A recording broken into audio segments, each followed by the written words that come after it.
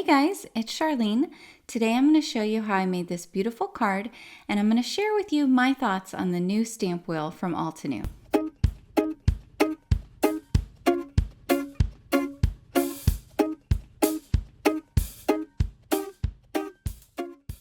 So I had resolved actually to not purchase the stamp wheel, and Altenew sent me the stamp wheel to try out. And I wanted to give you my thoughts on it, as well as share some tips and tricks on how to set up the stamp wheel to make it work better for you. Spoiler alert, I'm actually really happy with the stamp wheel. I've been using it a lot, and I'm going to tell you why.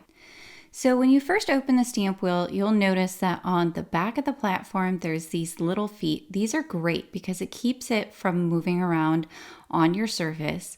And then your top cover plate here, it actually has a piece of plastic film on it. So make sure you remove that so that you get a nice clear surface to work with. This plastic sheeting, it just helps to keep the acrylic from getting scratched during the packaging and shipping process. So you should always look for this sheeting on any kind of acrylic items that you purchase. The stamp wheel also comes with an ultra sticky mat, and this is going to go inside the stamp wheel. It's what's going to hold your paper, but it actually does a whole lot more. I'll get into the details of that a little bit later. Now, Altenew also does sell a regular sticky mat. It's a little bit less sticky, and you can purchase that separately. It works well for things like vellum and things that might tend to get more stuck to the grid. So you can see that this is essentially a giant stamp. And so you want to remove this backing that's on there. Hang on to it though, because I'm going to show you what to do with it to make your mat a whole lot more useful. And then on the other side, you'll see that it has these little tiny squares. Essentially, this makes it so that when you stick your mat inside of your stamp wheel, that you're not going to get a whole bunch of air bubbles. So my first concern about the stamp wheel was that there was no grid lines that you could see once the mat was placed inside the stamp wheel. So I resolved for that by using the backing that came with the mat. What I'm doing here is I'm going around and I'm trimming 1 inch off of each edge of that mat. So I'm just going along the first solid black line that is inset from each edge of the transparency here that came off of the sticky mat. Hopefully that makes sense. And the reason I'm doing this is because I'm actually going to reattach it to the back of the sticky mat, the part that goes into the stamp wheel that sticks to the base. Because once I've cut this down, it's going to leave an edge all the way around that sticky mat. So that way it still sticks inside of the stamp wheel, but when you're viewing it from the top, you're still going to be able to see all of those marks. So I'm putting it in my stamp wheel right now upside down. See all those air bubbles? That's because it's upside down. And then I'm taking one of the strips that I cut off of that transparency, and I'm sticking it along the bottom so I can see exactly where I need to put the cut down piece so that it is centered on the sticky mat. It's actually pretty easy to do because those little squares on your transparency, they're going to line up with the little squares that are on the sticky mat. So once that's done, you can take it out, and I'm just using a tool here to go ahead and smooth it out to make sure it's nice and attached to the back of the sticky mat, that there aren't any air bubbles, all of that good stuff. But you can see now how there is a sticky edge all the way around. Now when I place this in my stamp wheel, it's going to still stick to the bottom, but now I have a perfect 6x6 grid on the back of my mat. And you just want to make sure when you put it in, you kind of can look over the top. There's a little etched mark that's the center. You just want to make sure that it lines up with the center of your grid. So that way, when you place your paper in there and you go to stamp, you'll know that you're going to be stamping perfectly center, or you're going to be able to make your wreath however you want to without any issues. Altenew also does make these center alignment guides. They come in a package of 4, and they're for different size paper. You can put them down in the bottom left-hand corner of the sticky mat, and they're going to help you line up whatever size paper you're trying to use. So it comes in a 4 1/4 by 5 1/2, a 6 by 6, a 5 1/2 by 5 1/2, and a 4 1/4 by 4 1/4. You can see here I'm putting the 4 1/4 by 5 1/2 size in, which is your standard A2 sized card, and it shows me exactly where I need to be. Since I went ahead and created that grid to put on the back of my sticky mat, I probably will not use these alignment guides, but I can see circumstances where they would be helpful. So just wanted to let you guys know about them. Now for my card that I'm going to be making, I'm using the new Sketched Florals stamp set from Altenew. Love this set. I've used it now a couple of times to create cards. So I thought I'd show you how to make a card with the stamp wheel with this stamp set. And while I'm doing that, I'm also going to talk about my thoughts on the stamp wheel. So I'm gonna start out here with one of the top layers of the Sketched Florals. So it looks kind of like a hand-drawn sketch. And I'm just making sure that it is placed where I want it on the paper. And now I'm gonna come in with some Pool, and I'm gonna also be using some navy fresh dye ink. And I'm gonna alternate the colors as I turn the floral stamp around on my wheel. So the first thing, I was actually really impressed with the stamp wheel. I had some concerns based on other stamp positioners I've had in the past that are kind of similar with how they lay down on top of your piece rather than the hinge method. I had some concerns with how well it would double or even triple stamp if I needed to do that. I didn't want to get any kind of stamp positioner that was going to potentially be a hair off, or that I had to be really careful with when I was placing it back down, because that's what I really enjoy about the Misty with the hinge method, is that I don't have to be careful at all. Well, I was very, very pleasantly surprised with the stamp wheel. It stamps perfectly right back in that same position. However they engineered this, they did a really great job. In fact, I'm more confident in double stamping with the stamp wheel than I am with my Misty, and that's because my paper is not moving around at all because it is stuck to that sticky grid. I don't have to worry about readjusting the paper in between each stamping, or making sure it's right back in the corner, or that my magnets are on there just right and out of the way of the stamp. All of those kind of inconveniences with the Misty, and don't get me wrong, I love the Misty, I'm not getting rid of my Misty, but all of those that I had with the Misty, I don't have with the stamp wheel. I will talk to you a little bit about some of the things that are not my favorite about the stamp wheel, I guess. But this, I think, is a highlight. The fact that it easily goes back in there is just awesome. Okay, so back to the card for a little bit. As you can see, I am alternating the colors from Pool to navy, back to Pool again, and I am creating a wreath.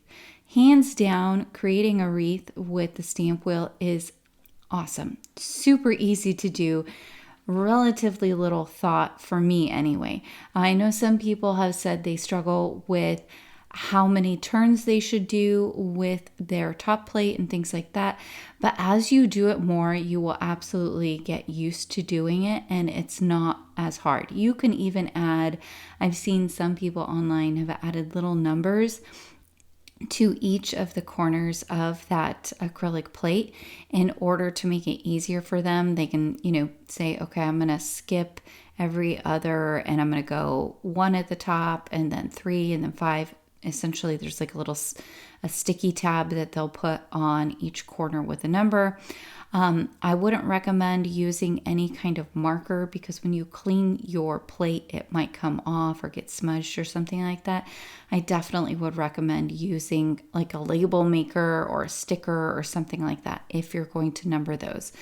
Now, I personally probably will not number mine, and that's just because I didn't really have issues myself with that. All I do when I'm turning, you can see I flip my plate, and then I count however many rotations that I want to go.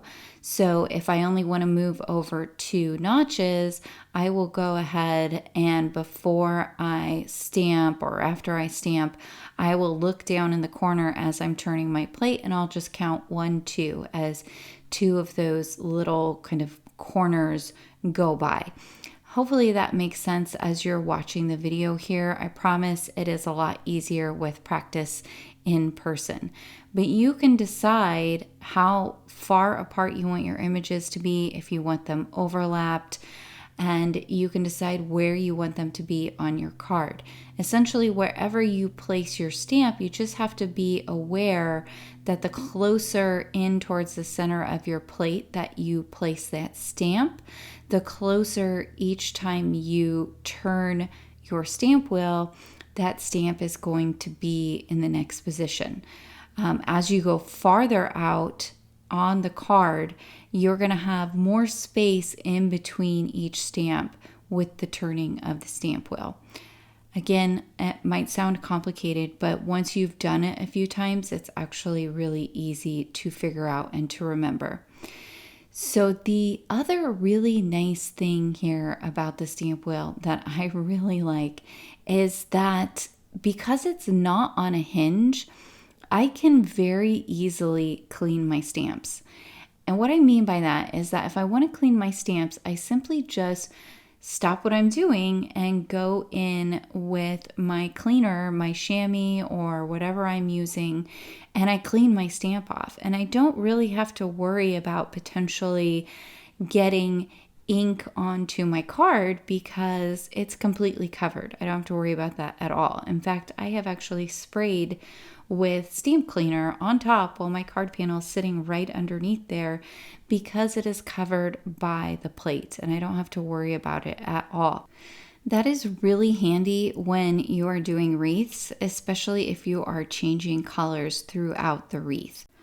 The other thing I wanted to point out is that you cannot misstamp with this platform. The way it's set up, unless all 4 of those corners are in the recessed corners around the stamp wheel, your stamp is not going to touch the paper. So if you go to put the plate down and it's kind of wonky and it's not on all 4 of those corners, you don't have to worry. You just adjust it and get it into all 4 corners and then press it down and you're going to get that awesome stamping. So now I've finished and I'm going to pull my paper out here so I can show you just how pretty and crisp all of those lines are. Really, really impressed. Now I'm coming in with some jet black ink and I'm going to stamp out my sentiment, which is also from the set. And I'm just going to stamp this onto a piece of white cardstock and I'm going to cut it out with the coordinating die. Now, a couple of things that make this sticky mat really handy. One, your cardstock's not going to move, which is great, but it also takes the place of all of those other sticky mats that you might have. So you've seen on the channel, I have oftentimes used a sticky mat for my stenciling where I put my cardstock down and then I will lay my stencil over the top of it. Or for when I am ink blending or paper pouncing color onto small die cuts. All of those things can be done on the sticky mat in the stamp wheel. So it takes the place of those and it also cleans really easily, just the same way that you would clean any kind of stamp.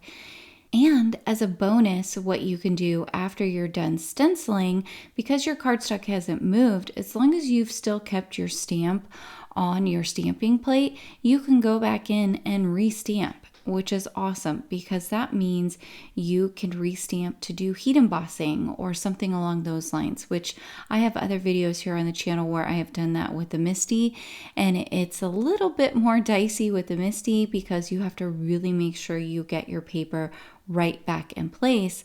But with this, you can just leave your paper there the whole time.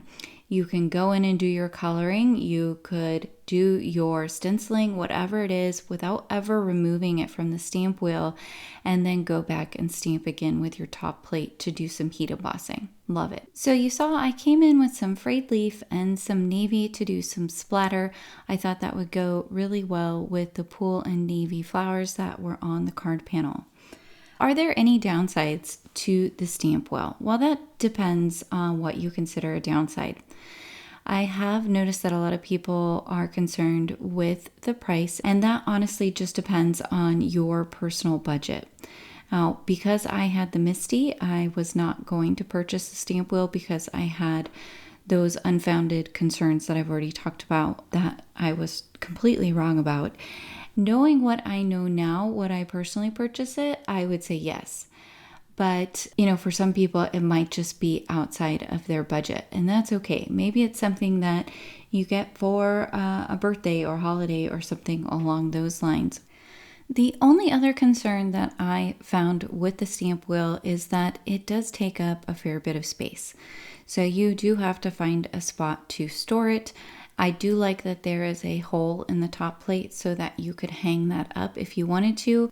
But other than price and space, I think it is an amazing new tool.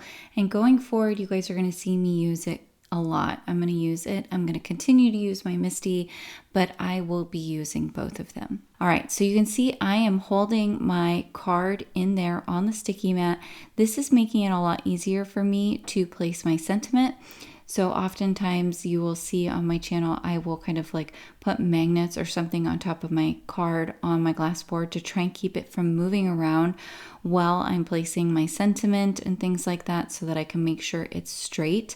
But you can use your sticky mat for that as well, just to hold your card in place as you are adding things. Love it. Last thing I'm doing here, I'm adding a couple of pieces of confetti, and that's going to finish off the card. All right, guys, I hope you picked up a few tips and tricks today. Please be sure to like and subscribe, as well as hit that notification bell so that I can continue bringing you more crafty content in the future. Until next time, happy crafting.